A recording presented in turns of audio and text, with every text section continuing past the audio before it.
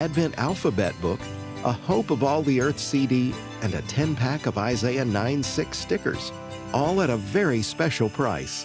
Get your Christmas bundle today at resources.afa.net. Welcome to today's issues. Join us for the next hour as we offer a Christian response to the issues of the day. Here's your host, Ed Vitagliano. And good morning, everybody. Ed Vitagliano sitting in for Tim Wildman today. Folks, if you are watching this show, our live video stream, either on Facebook or YouTube or streaming.afa.net, you see that the whole family is here for Christmas because we have a full studio. Fred Jackson, good morning to you. Good morning, Ed. Dr. Ray Pritchard is in studio with us today. You know, people may wonder, is there a person behind the voice? Well, tune in and you can find out. For today, right. There is. That's right. You're here with our AFA board meeting. Right. And you are on our board, have been for a number of years. And so you came in person. Once a year. Once a year, I drop in. But anyway, it's good to see you in person. It's good to be here. Chris Woodward, who is typically on our show at least several times a week. Good morning to you. Thank you very much. I was very impressed. Ray was not out of breath at all after biking over here from KC. Yes. It only took 2 or 3 hours. Yeah. That's all downhill. All downhill. It is going to be a struggle going home. That's right. It's going to take about a week. Yeah. And then Wesley Wildman joins us. Good morning to you, Wesley. Good morning. Glad to be on. Are we going to ask Dr. Ray, did he come for the food? Or did he come for the board meeting? I wasn't really going to bring that up, but because we have the big Christmas banquet luncheon, right? Yeah. Yes, we have that in a local restaurant here in town, Sweet Tea and Biscuits. They cater a lot of our food, and they do a phenomenal job. So great job. So I'm looking forward to that as well. In addition to the board meeting. Yes, that's right, the board meeting. Folks, we don't pay our board members, okay? They volunteer. That's right. We're grateful for that. And so at Christmas time, we do feed them. Yes, right. and feed them very well. Yes. It's worth coming from Kansas City for the big party. That's exactly right. Now, after guys eat, there's normally a nap. Do you work in nap time? Well, I tell you, in our new building, there are windows on all our doors. It used to be in the old building, I could just shut the door. No one knew if I was napping or not. But they can see now. Well, this much is true. The board meeting in December is always the shortest one of the year. That's true. Always. That's right. That's right. Well, folks, we are glad that you joined us as well. Again, if you would like to watch the live video stream, not just of this program, but many of our talk radio programs have a live video stream. You can go to either Facebook or YouTube and search for today's issues.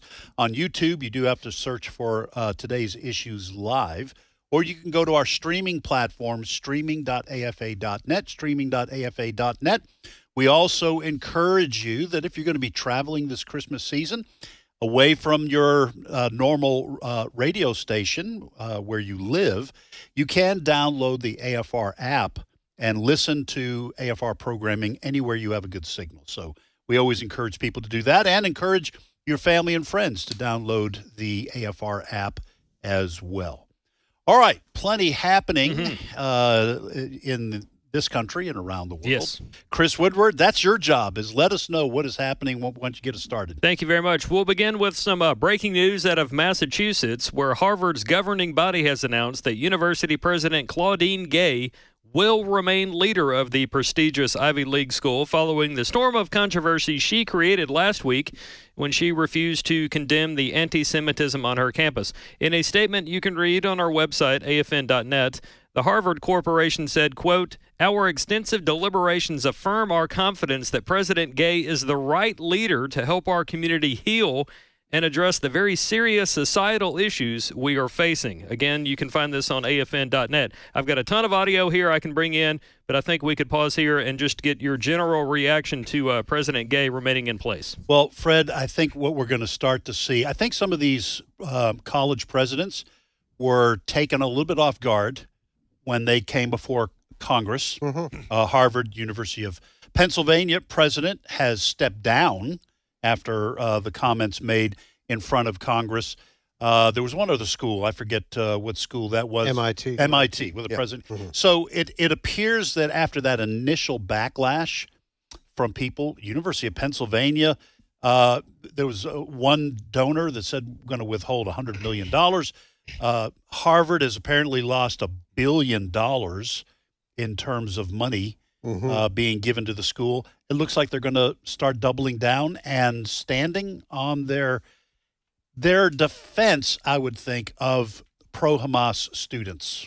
Yeah, and that's the thing. The statement that came from the board this morning, our extensive deliberations affirm our confidence that President Gay is the right leader to help our community heal. Wait a minute. She's been there for a while, folks. This anti-Semitism has been going on for a long time.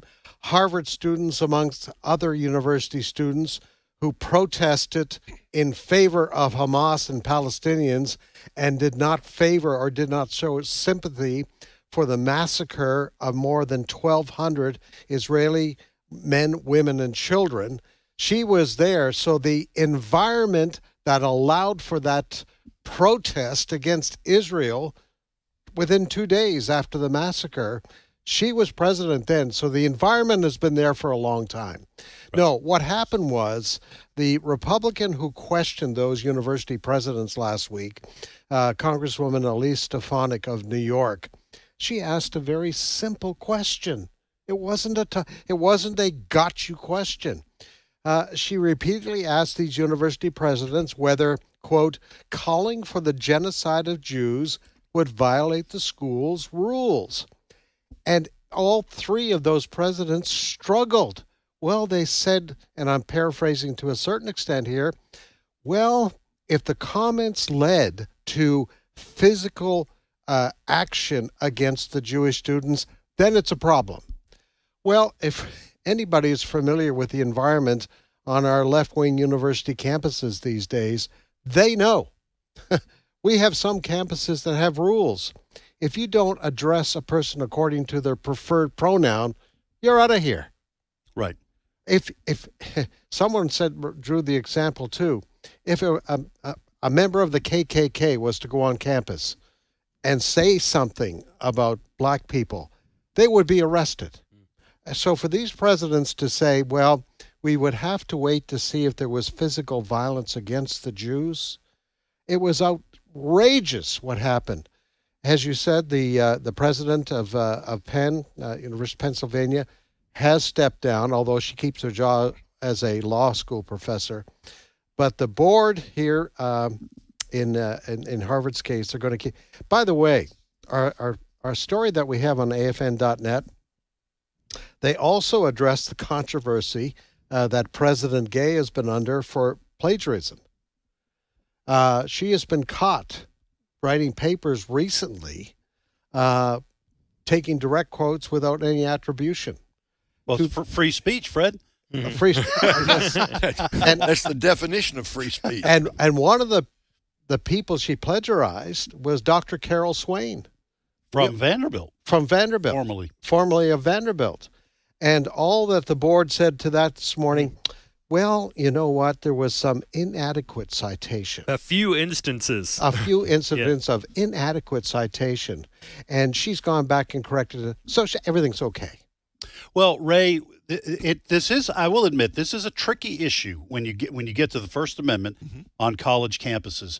But to the point being made by Fred, if they had been defending quote unquote free speech for Christians and for those opposed to the LGBTQ movement and so on and so forth, including those who are pro-life, who on college campuses have often been harassed, their displays picked up and thrown down.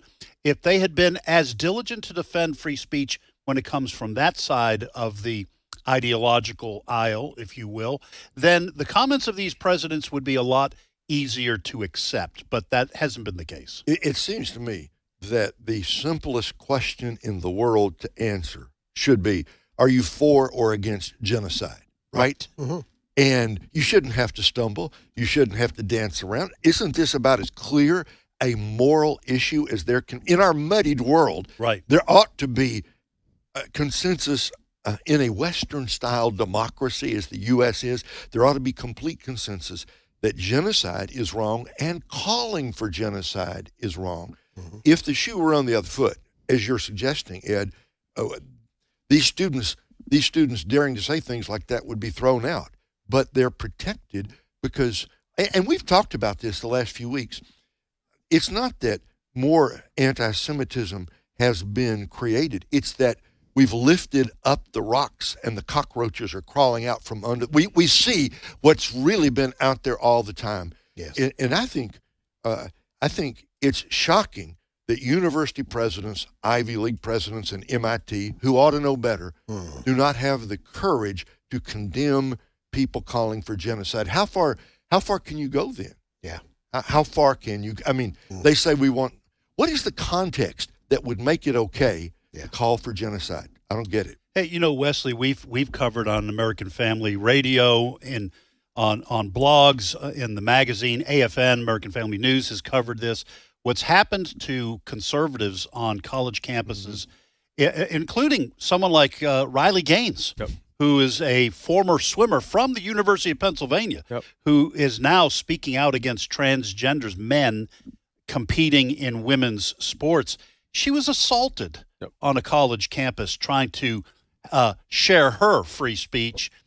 We've covered plenty of times when conservative speakers have been uninvited to speak, and when they have been allowed to speak, they've been shouted down. So this looks like free speech. The free speech defense only goes in one direction. Right, which is why we've seen over the years, all the way back to the 90s, the hijacking of the language that was once understood, such as tolerance, such as being understanding. The love, obviously, was one. The language that was once used in its proper context has been hijacked, and so the left has used that type of language against us, and now and there for a long time we did not have a good answer. We were unprepared as Christians and conservatives to answer those questions. Well, if you're opposed to an idea, then you're hateful. Right. Well, now that we conceded that ground, and it's like, okay, well, we won't be opposed to that. We'll keep that idea to ourselves over the years, and that way we're not hateful. Right. Well, now we've conceded the ground that leaves for the room to where they can hijack Riley Gaines' conference, doing far worse than just having a different idea. They're more physical. Yes. And they're more intolerant of Riley Gaines and the conservative Christian view. So yeah, you've lost a lot of ground in college campuses for any type of reasonable debate. By the way, as I've gotten older, in my ministry, in my life with kids, I've learned to that much more appreciate the differences of ideas exchanged in a way that's helpful, logical, and makes sense.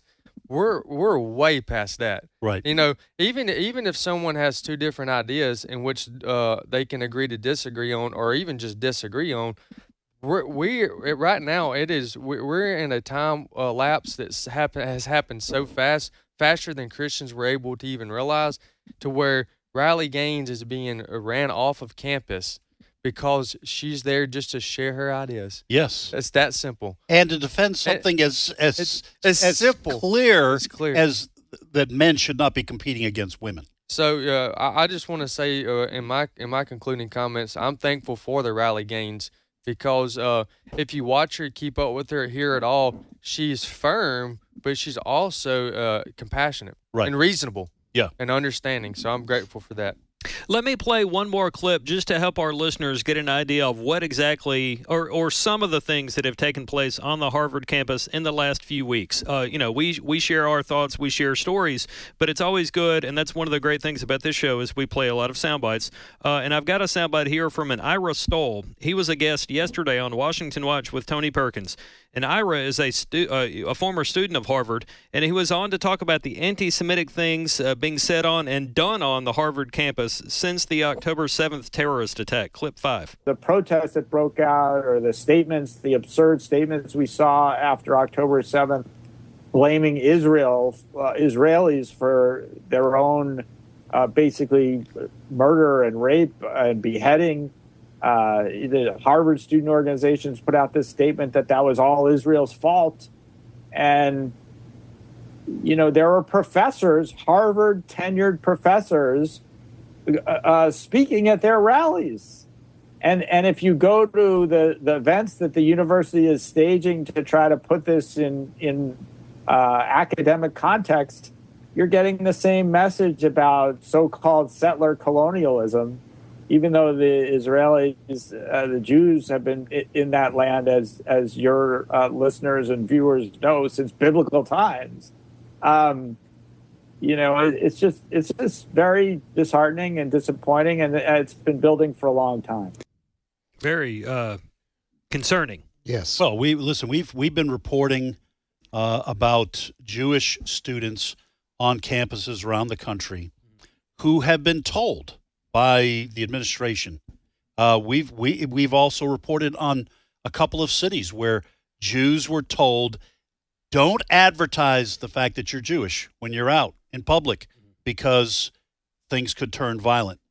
Something is wrong if university presidents are defending that as being free speech, because this is very 1930s. Like, I don't want to over exaggerate what's happening, but this kind of, and this includes Europe, Western Europe, these kinds of actions that we saw in Nazi Germany followed a number of years where it was all verbal, and then it turned to we're going to boycott their stores.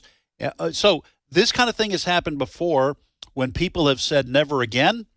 I think many of us are shocked to see the circumstances have changed to where I'm not sure that it won't happen again. Yeah. I mean, that's a frightening prospect. One more factor, and it's money. Money is always involved with these things. We have had confirmation over the last few weeks. Universities like Harvard get piles and piles of money from Islamic countries, like Qatar, like Saudi Arabia. They get all kinds of money coming in, and that money has strings attached to it where they have seminars that put Islam in a very positive sense. So there's that money. But we mentioned about Harvard may lose $1 billion. That is nothing to Harvard.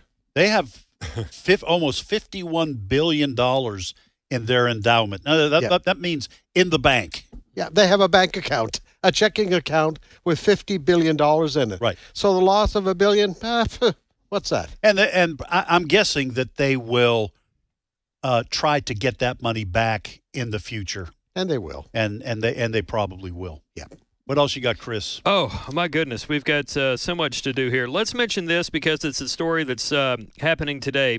President Zelensky over there in Ukraine is still wanting us and other countries to pitch in on his country's war effort there while he travels around the world and visits places like Argentina. But I digress. I've got some audio here from Senator Tom Cotton. Now, he's a Republican from Arkansas, and he's blaming Democrats for not passing Ukraine aid with border security for these United States of America. Clip 3. We're at this situation now, this impasse, because Democrats seem to care more about keeping our border open than they care about helping Ukraine get back to its old borders or help Israel protect its borders.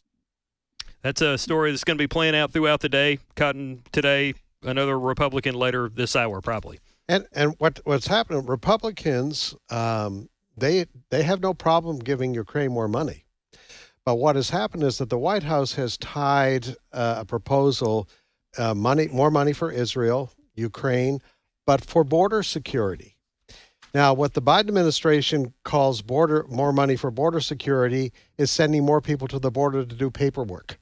And the Republicans are saying, no, we want something done to stop the flow of illegals coming into our country. And the White House and the Democrats aren't willing to give that. So don't let other news agencies mislead you into saying, oh, Republicans don't want to give Ukraine more money. That is not the case. Well, Ray, part of the frustration, I'll say for myself, but I'm guessing there are millions like me. Part of our frustration with Congress and the White House is, and listen, I don't think this is necessarily a partisan issue. because both parties have done this.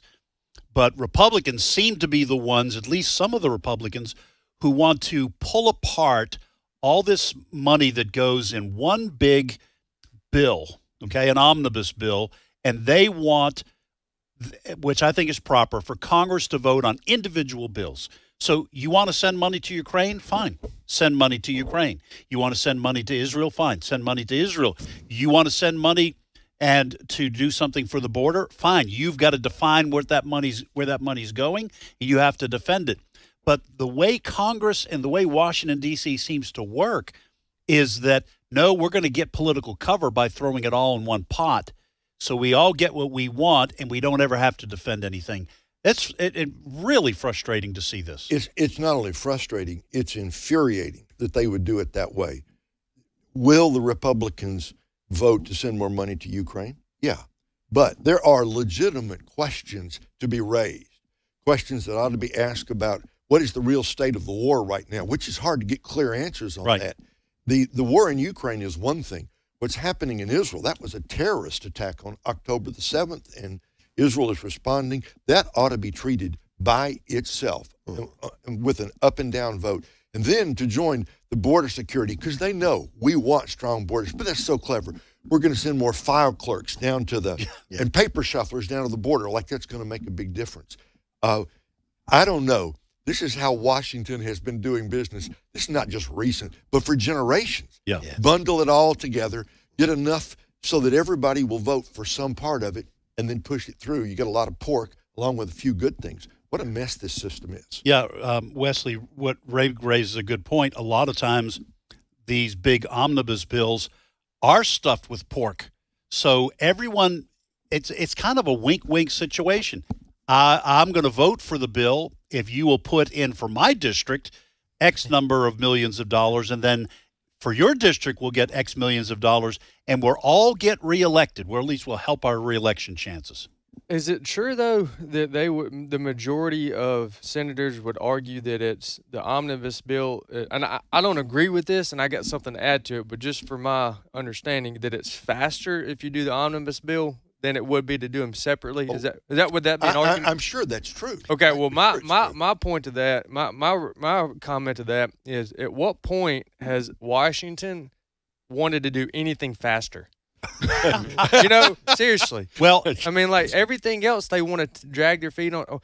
And I say drag their feet on. There are many times that there's a reason for checks and balances, and there being a long process. So that is a good thing in most cases.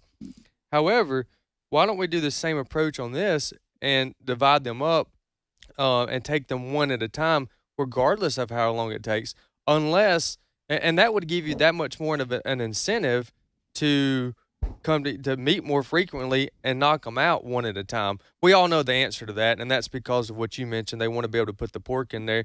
I know there's a couple senators that's been willing to call this out recently, but there's so few of them, right? That they're just not enough to really make a difference. Now, Ron DeSantis did mention in one of his last debates that he predicted, or maybe it was an interview, but he predicted that the next terrorist attack on the United States soil would be able to be linked back to the open borders. I think that's and I'm gonna be honest with you. When I heard that, and you could sense the whole audience on the screen agree with him on that. Yeah.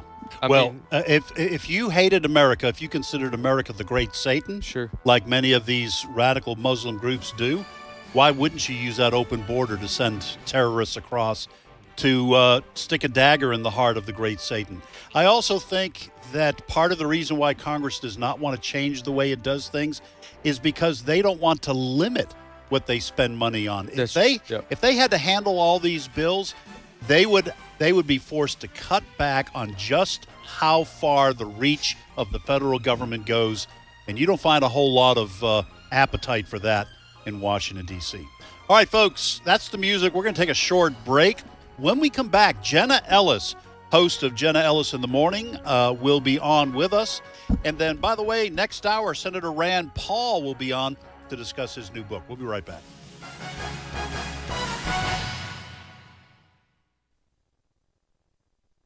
It's my turn.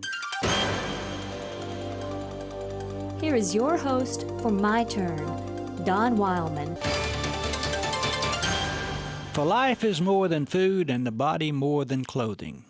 The words of Jesus. Somewhere I ran across the story of a man who visited a certain home. The home wasn't much to look at, kind of run down, lacking even a good coat of paint. Outside the home in the yard, a little boy and his sister were playing. They were laughing, running, having a good time. The man surveyed the situation, summed up that the family wasn't very well off. He asked the small boy some questions about the home and family. The little boy told him that his father had not been able to work lately because of illness, and that his mother had to care for the father. When asked about his patched clothes and his bare feet, the youngster explained that he had not had any new clothes since his daddy got sick. After a long period of conversation, the visiting gentleman found out that the little boy and his sister had not been to a movie or to get a cone of ice cream or any of the normal accepted childhood pleasures for several months. Wanting to say something to help the boy and his little sister face the difficult situation, the man spoke, and this is what he said. "It must be awful to be poor." Well, quick as a flash, the youngster answered back, "Mister, we ain't poor. We just ain't got no money." Now, how true, how eternally true. He was happy. He loved his sister. His parents loved him. He knew why his family was in the shape it was in financially, and he didn't complain. Money could not have bought what he had. How very shallow our judgments go sometimes. How very misplaced our values of riches. We think the only rich people are the people who have money. How miserable life would be if we had to face it on that basis. Being poor if we had no money. We've made a terrible mistake here, and we have passed it on to our children. That mistake is thinking that a person has to have a bankroll in order to be rich. What a poor, pitiful basis from which to judge richness. No man is poor who has character and purpose, whose life has been touched by the Galilean carpenter, who has love of God and love of fellow man. Every man is poor who lacks those things regardless of his bank account. Whoever uplifts civilization, though he die penniless, is rich, and future generations will erect a living monument to him in deeds. A great bank account can never make a man rich, and often hides real richness from him. A man is rich or poor according to what he is, not according to what he has. We are important because we're God's children, not because of position or power or money. No man is rich who has a poor heart. One of the first great lessons of life is to learn the true estimate of values. How poor are those whose major goal is a growing bank account. A rich mind and a noble spirit will cast over the humblest person a radiance of beauty which most millionaires will never know. So don't pity the person who's lacking money. Pity only the person who is lacking in character and purpose, who rejects the Galilean and has no love for his fellow man. For they are the poor ones, but those who are the opposite are rich far beyond the expression and means of mortal money. This has been My Turn with Don Wildman, a production of the American Family Association. For we know that if the earthly tent we live in is destroyed, we have a building from God, an eternal house in heaven, not built by human hands. 2 Corinthians 5:1. American Family Radio. This is today's issues. Email your comments to comments@afr.net. Past broadcasts of today's issues are available for listening and viewing in the archive at afr.net. Now, back to more of today's issues. And welcome back. Ed Vitagliano sitting in for Tim Wildman today. I'm joined in studio by a full house. We don't gamble here, folks, but we do have a full house. And that includes Fred Jackson, Wesley Wildman, Dr. Ray Pritchard, and Chris Woodward. Brent Creeley, our wonderful producer. I give him a compliment once a year around Christmas time. We do want to welcome to the program Jenna Ellis, host of Jenna Ellis in the Morning, heard weekdays at 7 a.m. Central Time on American Family Radio. Good morning and Merry Christmas to you, Jenna. Merry Christmas to you too, Ed. And now, since I've joined, we have a royal flush. Yes, So. there you go. Royal flush. Again, folks, we are not advocating playing poker or gambling and certainly not losing money. We don't ever advocate that. But Just Monopoly. we're just having a little fun. What's that? Just Monopoly money is Monopoly money. Yes. I just want to say, I for religious reasons, I don't gamble. But even if I had no religious reasons, I wouldn't gamble because growing up, I never won. Could not win. No matter how much I tried to learn how to play poker with my friends or whatever, I just couldn't win. So I guess, like God gives some people a gift that's more positive in nature. I think I got that negative gift. You will never You win. should stick with solitaire and you'll be fine. Yeah. There you go. All right, Chris Woodward. Yes. Tell our listeners why we have Jenna on. What's the issue we're going to discuss with her? Well, this story is from Iowa, where a satanic temple display has been on display inside the Iowa State Capitol building. And many people have been taking to X or Twitter and other social media platforms to say the governor there, Kim Reynolds, is to blame here. She won't call for the removal of this. An Iowa lawmaker has called for the governor to remove the display. Many people are very upset with Governor Kim Reynolds, but that's why we had Jenna on today, because Jenna has been replying to some of these posts or tweets with a story or a side of the story that many people are not getting from whatever news outlet they may follow. So, Jenna, what is the truth here? Is the governor to blame here for this satanic temple display being on display inside the Iowa State Capitol building? Well, Chris, this is why truth matters, and we have to get to the facts before just assigning blame, because Governor Reynolds has nothing to do with this as the head of the executive branch. This is a separation of powers issue, and the Iowa Capitol is controlled by the Iowa legislature, not Governor Reynolds, and so the Department of Administrative Services manages the access for displays at the Capitol, and they have an application process, and currently under the structure of the Capitol rules and the legislative process, displays are permitted for 2 weeks. All displays are required to communicate that they are independent, they're not associated or in any way endorsed by the state of Iowa or the government.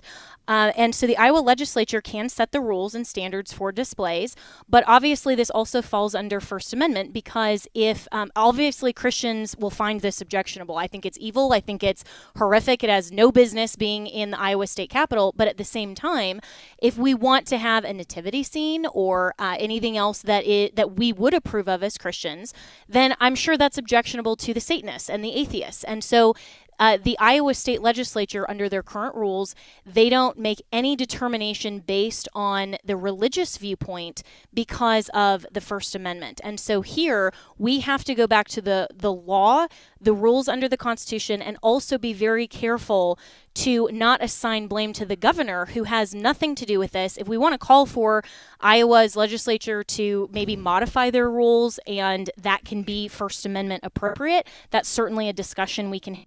But what I've seen, especially from a lot of people who don't like Governor Reynolds' endorsement of Ron DeSantis in the primary, are using this as an opportunity, I think, to try to undermine her credibility with evangelicals ahead of the Iowa caucus, which is simply just not true and should not be perpetuated. Have your political opinions, but make sure that you're arguing with facts and legal substance.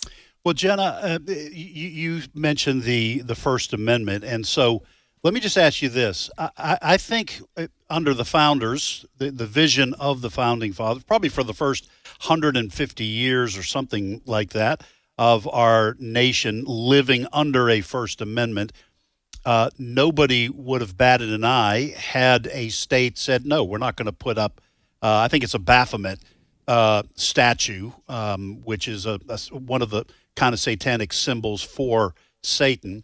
So what's changed? What's changed in our understanding of the First Amendment?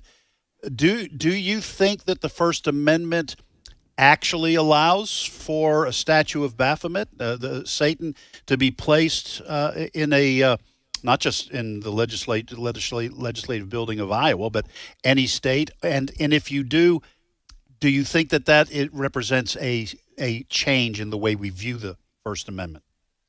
I think it represents a cultural change to a post-truth and a godless society, because during the founding of our country and for the first, as you mentioned, 150 years, the majority of Americans were Christian, or they would at least profess to identify with the Christian faith and would recognize that we are founded on Judeo-Christian principles. So as we've become a more pluralistic society and we have had to apply the First Amendment in ways that probably our founders haven't contemplated, the unfortunate reality is that the First Amendment says Congress shall make no law respecting an establishment of religion or prohibiting the free exercise thereof. And what the Supreme Court has done is try to kind of proof text that and parse it out of its original intent by saying, well, what constitutes an establishment of religion? What constitutes free exercise? And has had to granularly apply this in ways that I genuinely don't think our founders contemplated, but has had to be fair to everyone who has differing religious beliefs. So I do believe that the government cannot have viewpoint discrimination and treat anyone who wants to practice a different faith other than Christianity. That's not for the government to say you can't do that, you can't have those opinions. And if Iowa State Capitol wants to open their building to displays of faith, then they can't say, well, we prefer some and we don't prefer others. Because what happens if the majority of the Iowa legislature says, well, we prefer the satanic display, but we're going to target and say that Christians can't put their nativity scene up? Well, we would all say, well, that's viewpoint discrimination, that's censorship. Well, that's accurate. Then we have to also apply that as hideous and horrendous as these displays are. So I think that the best solution to this is to just say, maybe Iowa State legislature should say we don't want any religious displays in our state capitol. Jenna, it's Fred here. The image that I saw with this story has a picture of Governor Reynolds standing in front of this image, which some might be led to believe she really thinks this is a good thing. Governor Reynolds has her political enemies there in Iowa. Is it safe to say that perhaps this is being done? Because I know there's a divide in Iowa between Trump supporters and DeSantis supporters. Governor Reynolds has endorsed DeSantis quite openly. Is there some political tension perhaps behind all this? I think so. And what I've seen with the outrage on social media is not directed toward the statue itself, which as Christians we should rightly characterize and describe as evil, as inappropriate, as disgusting, despicable, all of those things. But their ire is not targeted at the statue. It's targeted at Governor Reynolds. And for what reason? She has no control over this. This isn't under her purview. It's a separation of powers issue. But they're specifically targeting her, I believe, for political purposes. Because right now with Bob Vanderplatz, who is one of the key evangelical endorsements in Iowa, when he has now endorsed Governor DeSantis and so has Kim Reynolds, then it is a play, it appears to be, on particularly social media and even some of the media outlets that I've seen in some of the reports on this, to try to suggest that Kim Reynolds really isn't a good Christian and evangelicals shouldn't follow her endorsements. And it's an attempt to politicize this where that's totally missing the actual story. So, Jenna, is it fair to say that if we weren't about a month out from the Iowa caucuses, is it fair to say we wouldn't even be having this discussion? Because they're not, it doesn't sound like on the other side they're really that upset about Satanism. This is a veiled attack on the governor to get to Ron DeSantis to somehow influence what's going to happen in the caucuses. So if the caucuses were a year away, would this even be a story?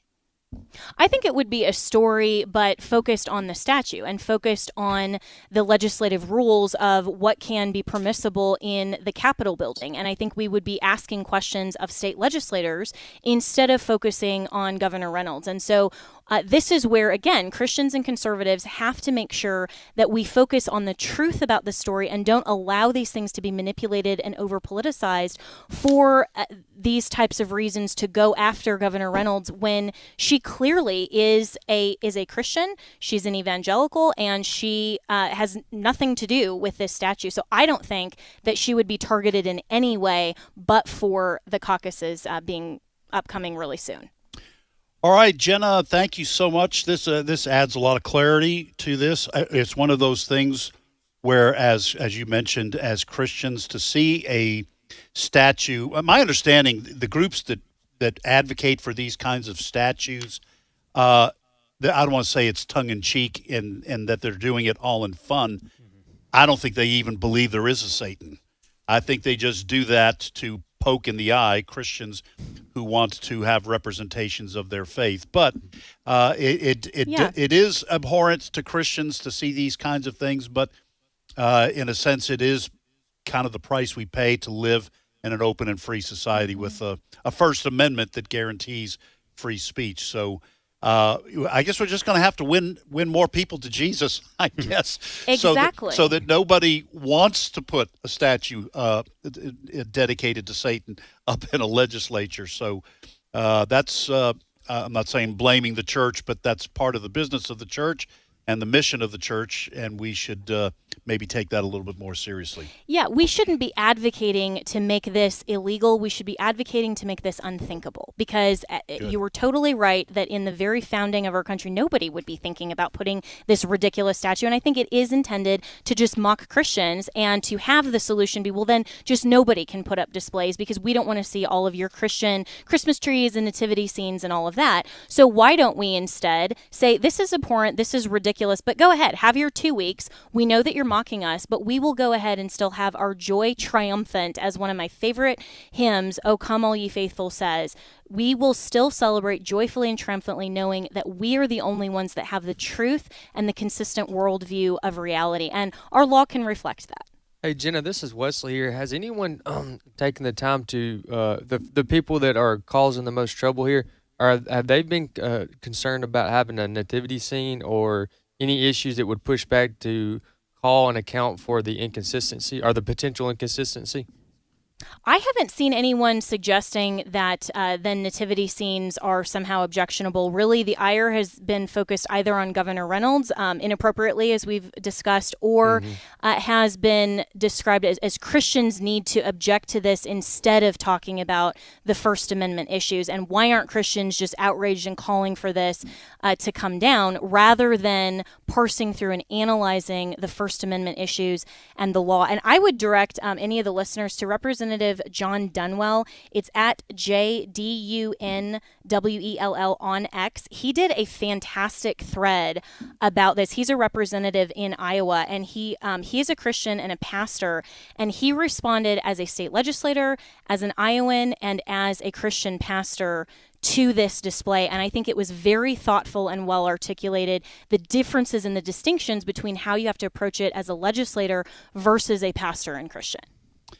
Jenna, thank you so much for being on with us. I know we got a lot of time left in the day.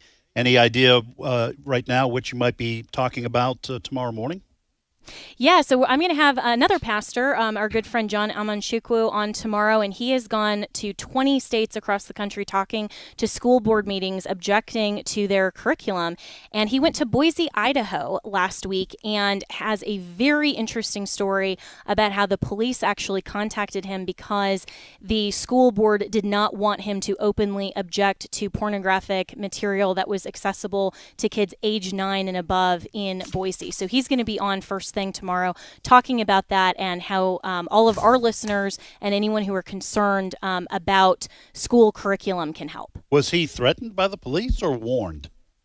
Warned, and he was threatened with trespass, apparently, that if he did not obey and stay within the confines of just the narrative that the school board wanted him to speak, then they could shut him down and he might be cited with trespass, which the school board's rules, as far as he knew, was just that you could come, anyone who is concerned and could come and raise anything to the school board. So they're crafting rules basically specifically targeting him. Okay. Well, So before we leave her, we would like for her to pronounce the pastor's last name 4 times really quickly. I've learned this, knowing him. Yeah, You did Amon well. Shukwu. well, It's- go ahead. Yeah, I've had I'm to sorry. learn. We were talking. I didn't hear it. Could you say that again?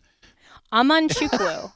And, I'm sorry. I yeah. was thinking about something else. Could you say that again? No, He's listen. at Rev Wu Truth, WU, on X, and you can go and look at that last name, and it's about as difficult to pronounce as Ramaswamy, but I got that one There you down go. too. Yeah, I My name is personally, Vivek. It rhymes with cake. I like saying Ramaswamy. I try to do it at least once a show. And you've had him on numerous times on your program. Hey, Jenna, thank you so much for being on with us. And folks, check out Jenna's show tomorrow morning. You heard what it's going to be about. But also, if you want to listen to past programs that Jenna has hosted, you can go to AFR. We have a drop-down menu for podcasts, and you can scroll down and find Jenna Ellis in the morning, and you listen to all her programming to your heart's content. Thank you, Jenna. Thanks so much. And definitely listen to This Morning and Yesterday, because we had Representative Bob Good and Chip Roy on to talk about the upcoming bills that we really need engagement in. And AFN News wrote a great article about this as well, that we can make sure to have FISA reforms because, again, the Constitution protects our freedom to be private and have property that is not infringed by the government. So that is an opportunity for voter engagement right there. So, yes, thanks. today's program and yesterday's. Yes. Okay. Yeah. First segment right off the top, you can hear from the congressman. All right. Thank you, Jenna. Thank you. Merry Christmas. Merry Christmas. And Chris, we had Jenna just mentioned AFN. Yes. Tell our listeners what she's talking about. Yeah, thank you very much. AFN is the news outlet here at AFR. It stands for American Family News. And the great thing about AFN is that it is a radio and print news outlet. So you hear us at the top of every hour for about 4 minutes and 29 seconds, sharing various things to keep you and yours informed. You can find much of that same information, but a whole lot more on the print side of things at afn.net, and that is the website that she mentioned. When we get to the break here, I will post the links to the article that she mentioned as well as podcast to her show. I threw Ray's website on there as well, but I'll do that again for folks just now joining us. All right. What other stories we got, Chris? Well, this it was interesting that she talked about Amon Shukwu's Nice. observations there. Very nice. With curriculum, controversial curriculum. That's a natural segue to this story here, which we're covering today on AFN. There's a situation going on in Minnesota. It's St. Louis Public Park School District in Minnesota, where that school district has been urged to grant religious families an opt-out from sexual curriculum.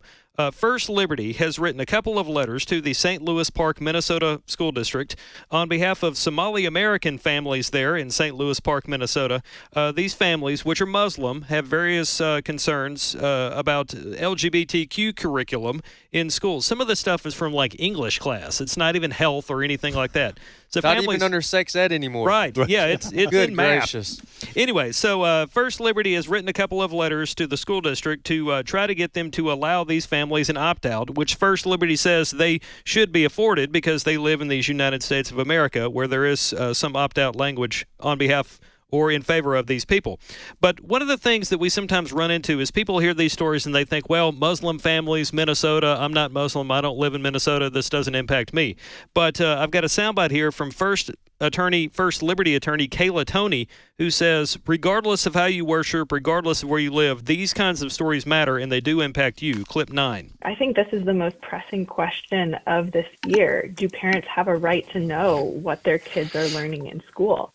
And when that conflicts with their sincerely held religious beliefs, do they have a right to opt out? Federal law says yes under the First Amendment and also parental rights under the 14th Amendment. But many states, I believe 32 states, have very broad opt-out laws. All that's required is, for the parent to just send a quick note to the school letting them know these are the topics that my child will be not participating in. And then the school is obligated to respect that and provide the parents notice in advance. And in most of those states, the schools also have to provide some sort of alternative learning.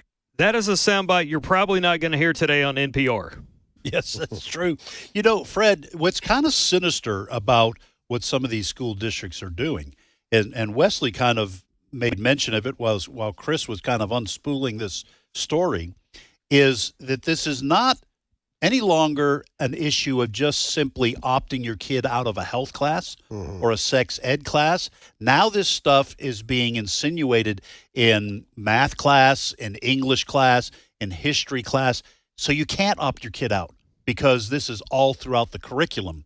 And so this is one of I'm guessing this is not by accident, that this is part of the pursuit of the ideological purity of the quote-unquote progressives. They want these kids brainwashed, and if they have to do it in every class they're in, they'll do it. Yeah, because, and I always preface these remarks, we know there are still good Christian teachers in the public education system. And some good public schools. However, I'm hoping parents over the last several years, their antennae has gone up, that it isn't like back 50, 60 years ago when you and I went to school, kindergarten, grade 1. Right. We had readers to learn to read. We had mathematical problems, 2 + 2 = 4. Right. Because the school system was based on getting you ready to be a productive citizen in society and to have a good job and provide for your family. That is not the purpose overall of the public education system anymore. It is to indoctrinate the kids, and they will use math classes to talk about sexuality. Right. They will use social or critical race theory or critical race whatever. theory in a geography class. Right. So that's what it's about. So 2 things. Yes, it's indoctrination, but also I would say even more sinister, what we are seeing on the radar is a public school system that says these children belong to us. Right. They don't belong to you, mom and dad. And so we have jurisdictions now that say, if little 8-year-old Jane comes to us and says, I feel like a boy, we have jurisdictions that say we don't have to tell the parents. Right. We're just going to go ahead. And they don't. And they don't. So 2 things. Yes, indoctrination into left-wing ideology, but also now an attack on parental rights. And this ought to be, if it's not in your area, it ought to be something that's on your radar. You ought to be testing your lawmakers about this and saying, where do you stand on this issue? Because we're not going to put up with this anymore. That's why groups, Moms for Liberty, have been started. Parental rights, God gives the kids to us. Right. He doesn't give it to the public education system. Yeah.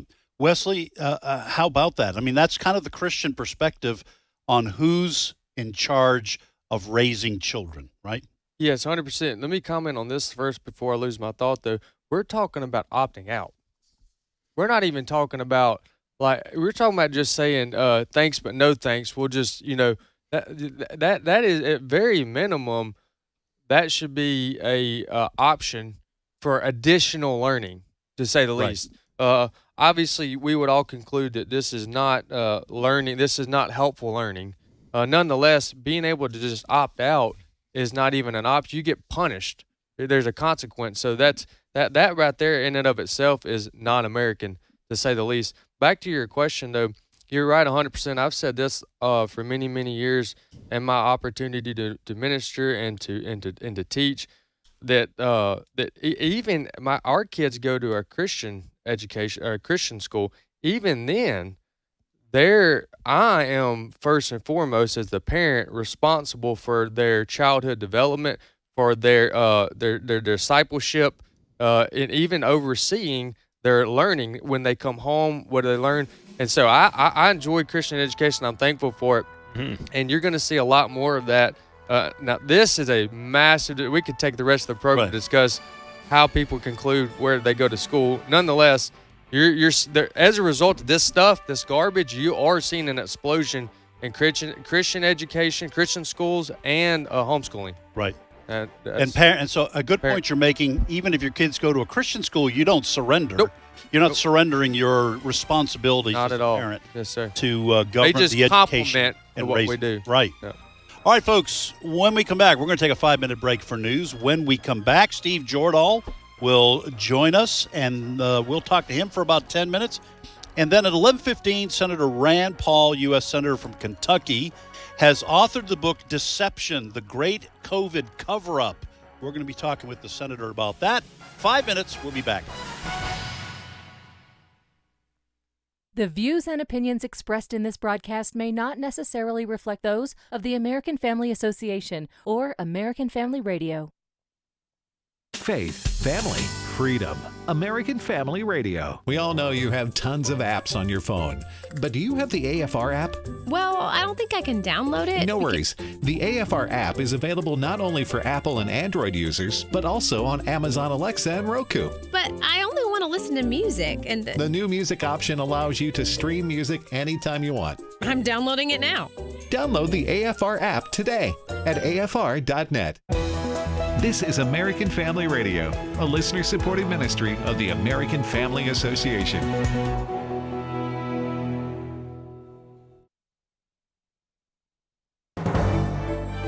American Family News, I'm Rusty Pugh. Some university presidents are in hot water as tensions on college campuses remain high over the Israel-Hamas war. When questioned by New York Congresswoman Elise Stefanik at a hearing on Capitol Hill, several university leaders declined to say that calling for the genocide of Jews was a violation of university rules, saying context would factor in. Congresswoman Stefanik reacting today. This is a moral failure of Harvard's leadership and higher education leadership at the highest levels. A conservative commentator says he is encouraged by the rising sentiment in opposition to the pro-Hamas protests around the country. Chad Groening has more. Robert Nutt is a columnist for the Washington Times. His latest column is entitled, Standing with Israel and Jews Against the Darkness. In it, he draws a striking comparison between the October 7th terrorist attack by Hamas on innocent Israeli civilians and our own day of infamy. I began writing my column on Pearl Harbor Day because I thought it was very similar to what happened to Israel on October 7th when they were surprised by this attack from Hamas and the terrible things that happened to the people in southern Israel. And Knight says he was concerned about all the pro-Hamas demonstrations on college campuses and city streets, even the U.S. Capitol. This is God's chosen people, his chosen nation, and the Bible says that those who bless Israel will be blessed by God. And I am encouraged by the rising sentiment in opposition to the pro-Hamas protests. A lot of people are speaking out now and saying, hey, anti-Semitism is wrong and wanting Israel's destruction is wrong, and it's time more people spoke out about it. I'm Chad Groening. The push to impeach President Biden is taking a major step forward as the House Rules Committee is meeting to set up a vote by the full House as early as tomorrow. Chad Pergram has the latest.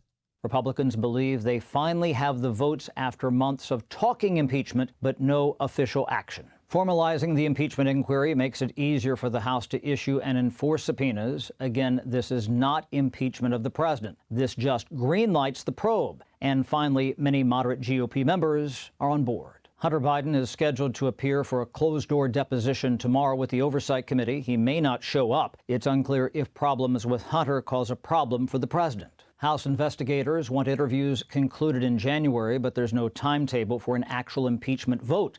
Ukrainian President Vladimir Zelensky is visiting Washington to try and sway lawmakers to break the deadlock over additional funding for his country. Arkansas Senator Tom Cotton says the Senate likely won't break the deadlock before they leave for vacation. I regret that we're not going to pass legislation last month, because we're in a crisis situation at our southern border. We need to close our border months ago. But also, Ukraine needs funding. Israel needs to be supported.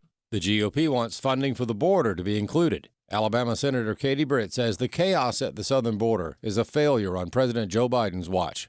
This is a failure on President Biden's watch, completely and totally. His policies are actually acting as magnets to draw more and more people here. You see, he put forth about $1.4 billion for to your point, the SSEP program, which serves as kind of a red carpet and a white glove service for these migrants, which attracts them. And so Senator Langford is exactly right. It's time for President Biden to come to the table. He should have come to the table a long time ago so that we can get this funding to our allies. Volunteers are cleaning up their communities in Tennessee after severe storms ripped through the South over the weekend. Robert Ray has more from Madison, Tennessee. 6 people have lost their lives, 2 of them children, a 10-year-old and a toddler. Absolutely devastating just before the Christmas holiday and during Hanukkah. People literally picking up the pieces of their lives, trying to salvage whatever they possibly could. A mangled mess in this area. Brick structures destroyed, the roadways trying to be cleared out of the power lines, heavy machinery and workers, and then mangled steel and homes that you just can't even recognize because of the debris fields. More news online at afn.net and download the AFN mobile app for your Apple or Android device. I'm Rusty Pugh. Forget about Facebook. The last 10 days we've been banned twice, and is unbanning a word? They put us under the ban. Christians and conservatives don't need you, YouTube. Banned one day, banned again. AFR programs are now live streaming on the AFA Streaming app. Now you can get shows like Today's Issues straight from the source. Put back on the next. Just say unbanned. Unbanned. Just search AFA Streaming or visit streaming.afa.net to sign up. Today's Issues continues on AFR with your host, Ed Vitagliano. And welcome back to Today's Issues.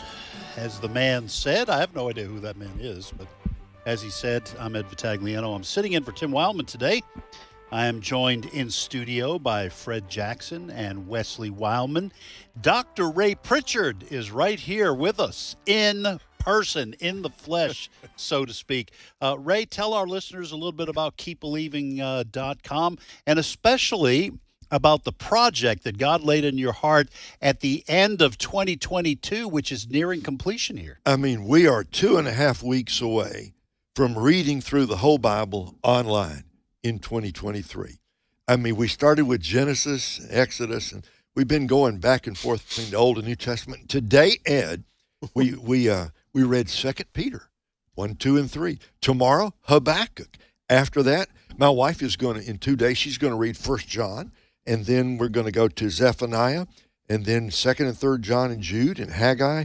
And if you know the books of the Bible, you can tell we're at the end of the Old Testament, at the end of the New Testament. So, friends, if you want to ride on the Bible bus with us here at the very end of the journey, we got seats available. Okay.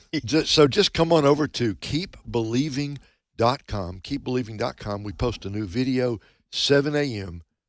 Central Time every morning. And, of course, we're coming up on January 1, so this is going to be available, this schedule, next year as well. These videos are going to be online on YouTube and Facebook and Rumble and at the keepbelieving.com website. We're hoping they're going to be online until Jesus comes again. Amen. And folks, by the way, can find book and chapter, right? So if they don't, 100%. You alternated between Old Testament and New Testament. If they want to just start at Genesis and end up in Revelation, they can just pick and choose, right? That's exactly right. And it's free. It's available online 24/7. So come check it out at keepbelieving.com. All right. Thank you, Ray.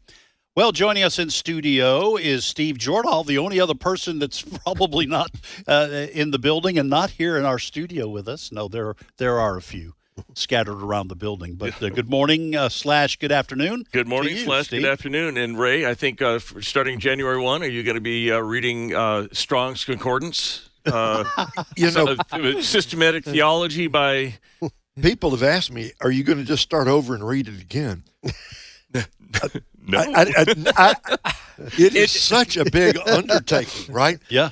Now, the truth is, there are a couple of books I'm going to go back and re-record because I want to I want to add a little bit extra because I read it and add a little bit. Wait. Yes. I've heard that if you add to the Word of God, that's not a good thing. You mean add commentary? I am not adding one word to the Word of God. One iota. Not one iota. Whatever the iota means. Whatever it is, I'm not going to add that to it, right? But a little commentary to make it clear. That's it. All right. All right, Steve, good catch. I didn't catch what you said. I'm going to add a little to it. This book needs to be filled out a little bit. That's right. It's a little too short. All right, Steve, what stories we got? All right. Listen, if you are in the mood to watch a movie, I'd probably pick a different one than this. You remember Meatball from All in the Family? Meathead. All in the Family, yeah. Rob Reiner? Yes. Well, he is turning into a big, huge secular lefty, and probably maybe always was. He has done a movie. His movie coming out on Christian nationalism. However he defines that, it means anybody that wants to express their faith in government and everything. Right. He has enlisted the help of three. I've heard them called evangeli Christians because they're a little bit evangel. They are. They're evangelical, but they're a little squishy. So I got a clip from the trailer, and who you're going to be hearing from first is David French, who's a columnist for the Washington maybe National Post. Review as well. Yeah. He's been around. Yeah. He's well known in evangelicals. The other is Russell Moore. He's in this clip, and he was the former head of the Ethics and Religious Liberty Commission at the Southern Baptist Convention, now the editor at Christianity Today, which also could be called an evangeli publication. And so listen to this trailer from God and Country, the Rob Reiner film, Cut 10. We should be blazing forth as a countercultural example, and instead, we're leading the charge of malice and division. Christian nationalism uses Christianity as a means to an end, that end being some form of authoritarianism. Being a Christian is about the values of inclusion. Christian nationalism is certainly not based on the values of the gospel. Yeah, and it goes on.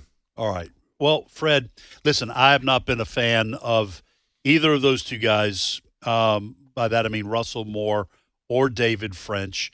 Both of those, by the way, were complete anti-Trumpers. Yes. All right. And very critical of any Christian who voted for Donald Trump in 2016 and certainly 2020. There's also one additional voice that's going to be the one you heard was not this, but Phil Vischer, yes, who is the creator of VeggieTales, right, is also kind of on the anti-Trump train. I think the Trump discussion is what kind of set those guys off. Well, and now Phil Vischer, we do want to let our listeners know, he is no longer in control of the VeggieTale franchise. So folks don't say, well, we're not going to watch VeggieTales. Back when he was in charge of VeggieTales, he was solid. He was solid. So this is Rob Reiner, Fred, interviewing Christians about how Christians should stay out of politics. And for a secularist, and I think Rob Reiner is an atheist. I'd have to double check. But for someone who's on that side of the ideological spectrum, to enlist the help of Christians to tell other Christians to stay out of politics doesn't pass the smell test. You know, a number of things trouble me about this, but number one, why would an evangelical Christians join force with a man who hates Christianity? I mean, that's number one. Wouldn't you be a little bit suspicious about what the real agenda is? And the real agenda here is, if you're an evangelical Christian, you can go to church and you can do your thing there, but we're not going to allow you to have an opinion in public policy. Right. Which is what being salt and light, which we're called upon to do. Salt and light doesn't say stay in your church and be salt and light. Right. It's to go out into the community. And so what they're trying to do is silence the Christian voice. And it is still shocking to me. I've known about Russell Moore and David French for some time. I remember when Trump was in office, liberal news agencies like NPR and New York Times, they always loved to feature the comments of Russell Moore and David French. That was a trigger also. If people like you who are so anti-Christian, they are, NPR, Rob Reiner, they're pro-abortion, they're pro-homosexual, and they want to work with you? Right. That ought to send warning signs everywhere. But these people, Russ Moore, they want to be liked so much by the world. Yeah. That's my conclusion. They want to be loved by the world. What did Jesus say? They hate me, they're going to hate you. Right. Now, we don't set out for people to hate us. That's not our goal. But our message is Jesus is the only way of salvation. Yeah. The world doesn't like that. Wesley, what's interesting is that a lot of times the Russell Moore types they don't mind saying Christians should be engaged when it comes to left-wing issues. It's always right-wing, conservative issues, let's put it that way. Yes, and I'm going to try to remain calm here because I have witnessed and experienced the misleading of the Russell Moores for years. In fact, I was one many years ago in that camp who was very moved by their Bible teaching. Right. And very I learned of biblical knowledge from their books and from their online teachings of the scriptures. Right. And so following them for that long, only to find out the hypocrisy and the left-leaning political side of their teaching, finding that out later, I felt misled. Yeah. So with that said, I'm very frustrated with this group of people because I'm not the only one that was and is currently being misled by the Russell Moores out there. And so when listening to the audio clip, getting back to that, my comments on it, for them to say that Christian nationalism is what's dividing the country, let's try BLM, okay? Yeah. Let's try Antifa. Let's try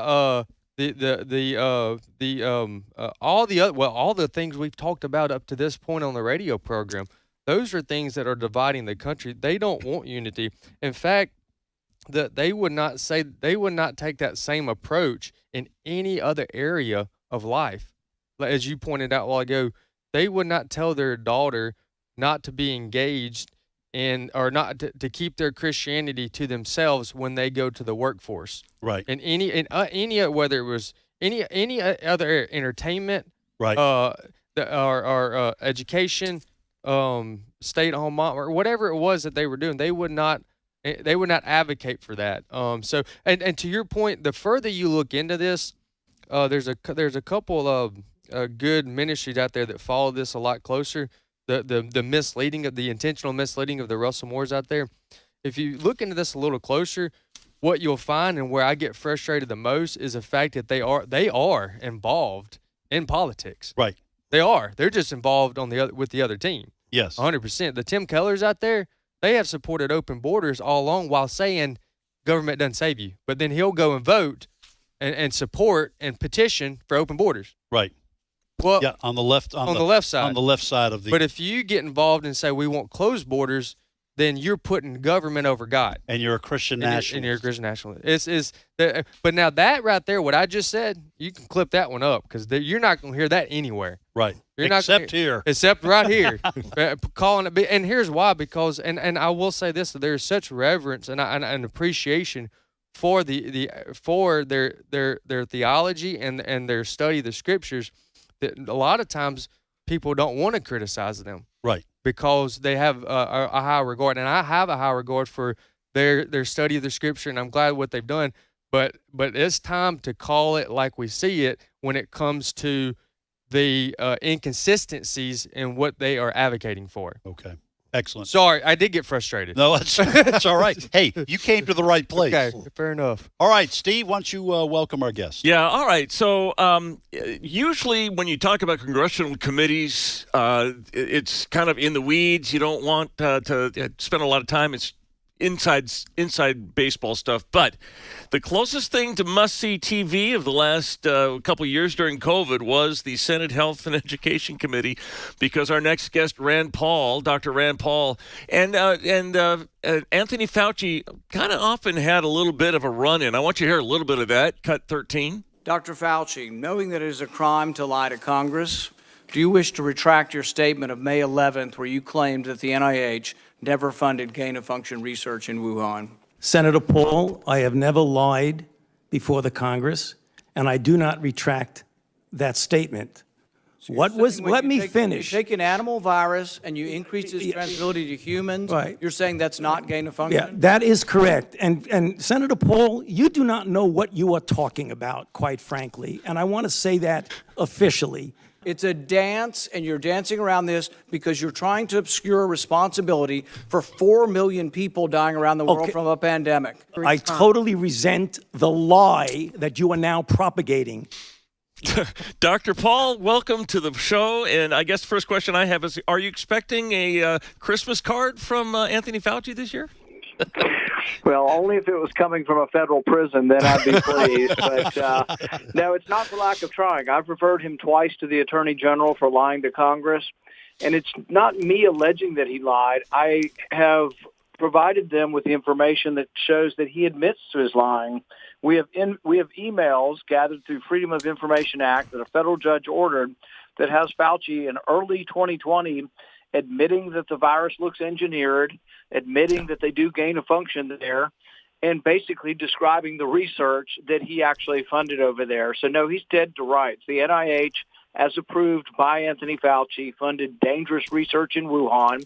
It was gain-of-function research where they take two viruses or the genetic material from two viruses to create a brand-new virus that doesn't exist in nature, and they are attempting to see if they can make it more infectious or more deadly to humans. And on more than one occasion in the Wuhan lab, they actually did this. So I'm assuming, because he's on the cover of your new book, that inside this new book you've written Deception, the Great COVID Cover-Up. Some of this discussion you're going to get into, I'm assuming, right? Yeah, it's pulling all of it together and really revealing that not only was there a cover-up that began in China by the Chinese government, and we kind of expect, under a totalitarian government, we're not surprised when we hear that there was a cover-up in China. We would think in a liberal democracy like America, where there's supposed to be freedom of speech and oversight and transparency, you wouldn't guess the same thing would happen, but that's exactly what happened. You have at least 8 different departments of government who are funding this research, not just a few grants, but over probably a decade or more, we've been funding research in Wuhan. And there were all kinds of indications that something bad had happened, even in the fall of 2019.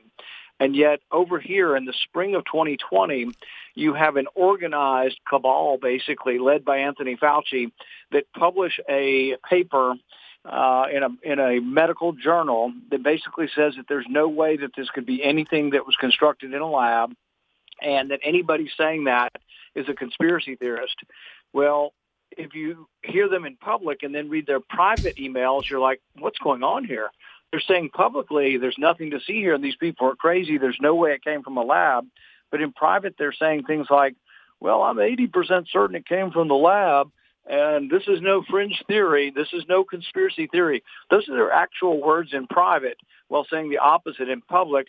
And they deserve, to be punished for this. They deserve to catch the blame. But also, if we do not properly evaluate what happened, we can't, possibly try to prevent this from happening again. Ed? Our guest is Senator Rand Paul, who's also a medical doctor, senator from Kentucky. He's author of the book that we are discussing with him, Deception, the Great COVID Cover-Up. Senator Paul, your book is going to be one, I'm sure, of many that are eventually written concerning what happened regarding COVID. Do you think we're ever going to get to the bottom of it fully and completely with all the evidence out there? And do you think people will actually go to prison over what they've done? I think we've come a long way. Well, I'm disappointed that we haven't had the actual punishment that I think Anthony Fauci deserves legally. I would say that in the spring of 2020, really in the spring and summer of 2021, Facebook was suppressing this completely. Twitter was suppressing this. And any mention of this was being downgraded so it couldn't be spread through any kind of social media forum. And I would say that most people had not even entertained the thought, but the vast majority of scientists and talking heads were saying, you're crazy if you think it came from the lab. But I think if you were honestly able to poll all of the scientists now who have an interest in this, I think more than half, even Anthony Fauci's, changing his form and saying, well, I always said it might have come from the lab, which is crazy because he actually orchestrated the cover-up to say people were actually crazy if they thought it came from the lab. But I think we have transformed the argument. I think in many ways we've won the argument.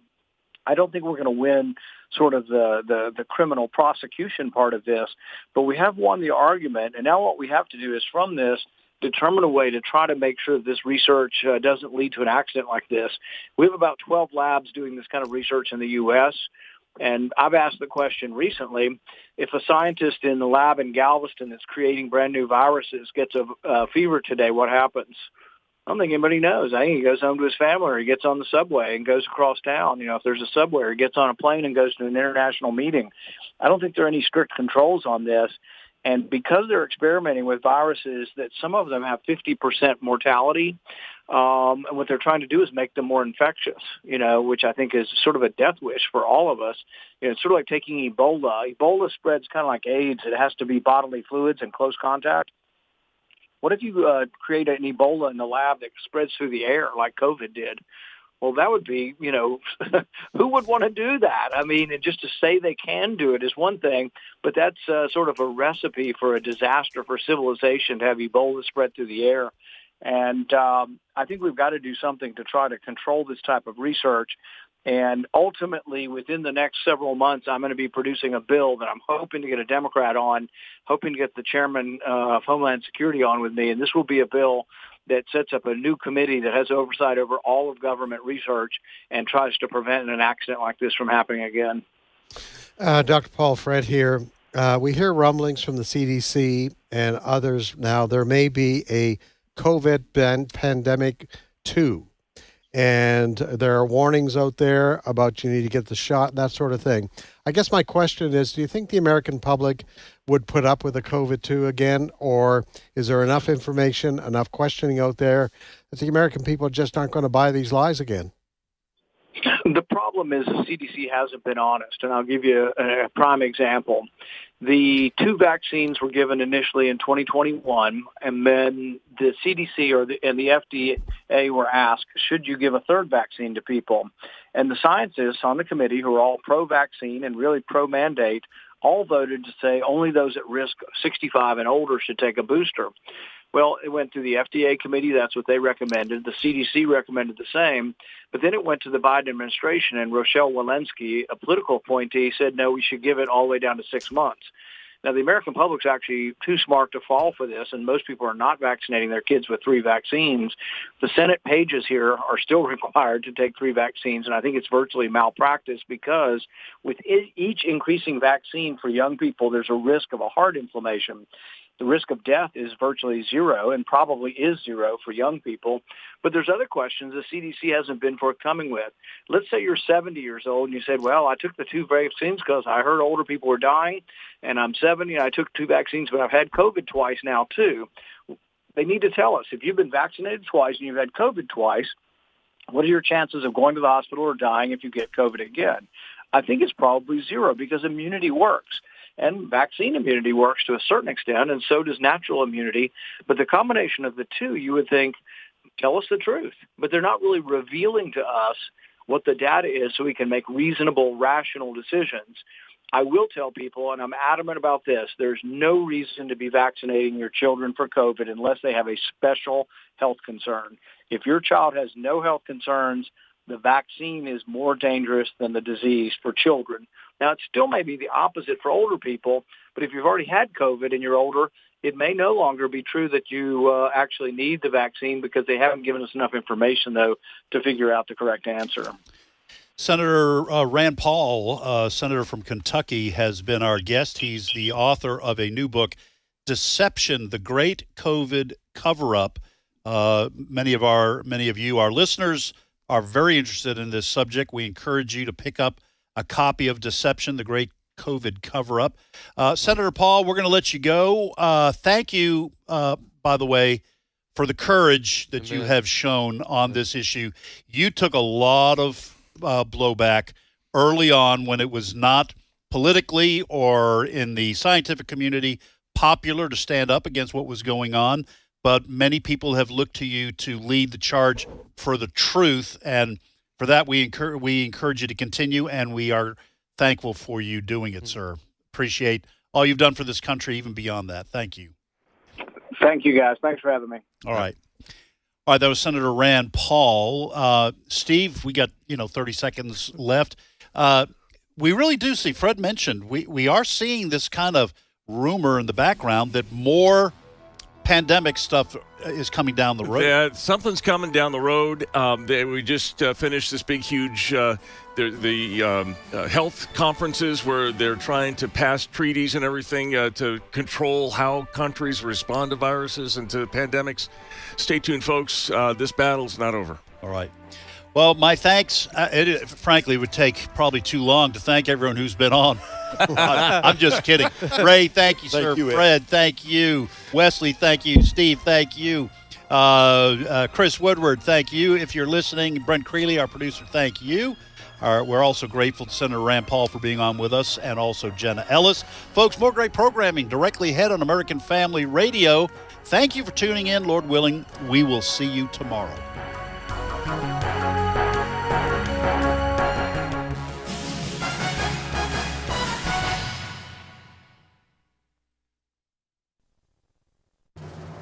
Hello, everyone. I'm Tim Wildman, president of American Family Association and American Family Radio.